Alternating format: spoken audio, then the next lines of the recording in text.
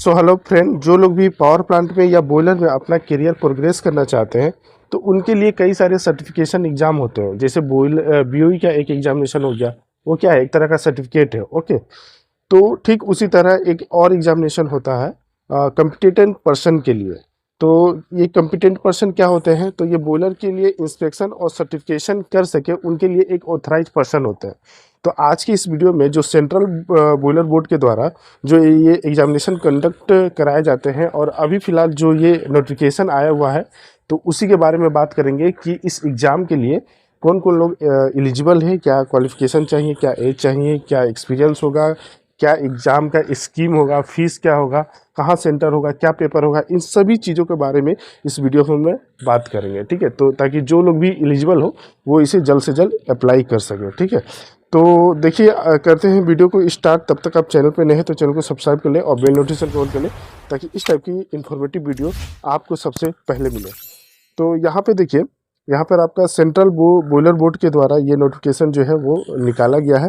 कौन सा एग्जामिनेशन है, तो ये 7th नंबर एग्जामिनेशन है for recognisation of competent person inspection and certification of boiler 2024। ठीक है, तो ये 7वां नंबर एग्जामिनेशन है। इससे पहले 6 एग्जाम ऑलरेडी हो चुके हैं। तो ये एग्जामिनेशन क्या कहता है, ये एग्जामिनेशन बोलता है कि आपका जो आईबीआर एक्ट होते हैं, ठीक है, 1923 और बॉयलर रेगुलेशन 1950 के तहत ये एक आपका स्ट्रक्चर निकाला गया। ठीक है, एक आपका फ्रेम निकाला गया कि बॉयलर के इंस्पेक्शन के लिए और उसके सर्टिफिकेशन के लिए एक ऑथराइज पर्सन होंगे। ठीक है, तो उसी के रिगार्डिंग जो होता है वो एग्जामिनेशन जो होता है वो ये सेंट्रल बोर्ड कंडक्ट कराती है। जैसा कि देखिए, ये जो नोटिफिकेशन निकाला गया है इसमें जो एलिजिबिलिटी क्राइटेरिया का बात करें तो देखिए ये क्या है, एलिजिबल कैंडिडेट कौन कौन है।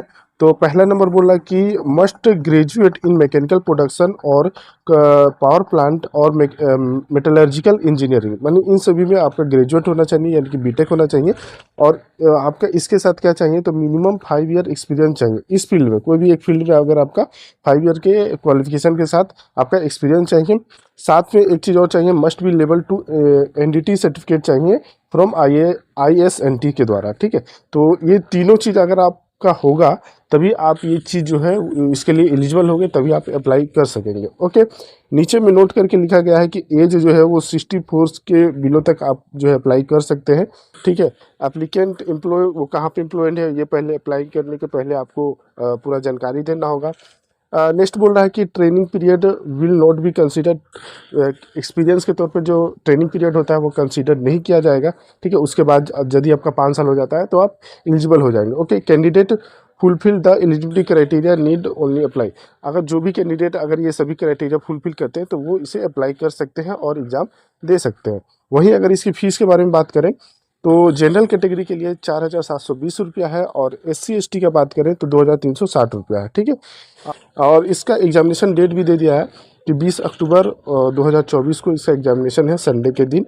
और इसका जो एग्जामिनेशन सेंटर का बात किया है तो चेन्नई, हैदराबाद, कोलकाता, मुंबई और NCT ऑफ दिल्ली में है। ओके, और एग्जामिनेशन स्कीम का बात करें तो 2 ही पेपर होते हैं इसमें, पेपर 1 और पेपर 2, जो 150 मार्क्स के होते हैं। और इसमें ओपन बुक 3 आवर का आपका पेपर होता है। ठीक है, 3 आवर का टाइम मिलता है एक पेपर के लिए, जिसमें MCQ और डिस्क्रिप्टिव दोनों पूछे जाते हैं। इसमें भी आप देखिए, पहला पेपर में आईबीआर एक्ट और रेगुलेशन से पूरा सवाल पूछा जाता है और बॉयलर डिजाइन से पूछा जाता है। वहीं दूसरा पेपर में देखेंगे तो इसमें भी मल्टीपल है और डिस्क्रिप्टिव है, और बॉयलर डिजाइन से, मैन्युफैक्चरिंग से, मटेरियल इरेक्शन, कमीशनिंग, ऑपरेशन और एंड मेंटेनेंस, इंस्पेक्शन, सर्टिफिकेशन, सभी चीज़ों से लगभग आपके ये इस पेपर 2 में पूछा जाता है। ओके, अगर इस पेपर में आप पास हो जाते हैं दोनों में तो फिर आपके लिए वाइवा के लिए बुलाया जाता है, यानी कि इंटरव्यू के लिए बुलाया जाता है। ओके, और फिर इंटरव्यू में पास होते हैं तो फिर इसके लिए आप इस सर्टिफिकेट के लिए एलिजिबल हो जाते हैं और ये आप सर्टिफिकेट आपको मिल जाती है। जैसे कि जो लोग BOE देते हैं और BOE में पास हो जाने के बाद एक सर्टिफिकेट दिया जाता है। ओके, यहाँ पर जो भी दिया गया है कि आप कैसे अप्लाई कर सकते हैं, तो यहाँ पर जाकर इस वेबसाइट में, जो इनका ऑफिशियल वेबसाइट है npcindia.gov.in, इसमें जाकर आप सारा नोटिफिकेशन वगैरह, प्रोस्पेक्टस वगैरह इसका डाउनलोड करके डिटेल में पढ़ सकते हैं और इसे अप्लाई कर सकते हैं। लास्ट डेट जो अप्लाई करने का है वो है 17 सितंबर 2024। ठीक है, तो इससे पहले आपको अप्लाई कर लेना है जो जो लोग भी एलिजिबल है।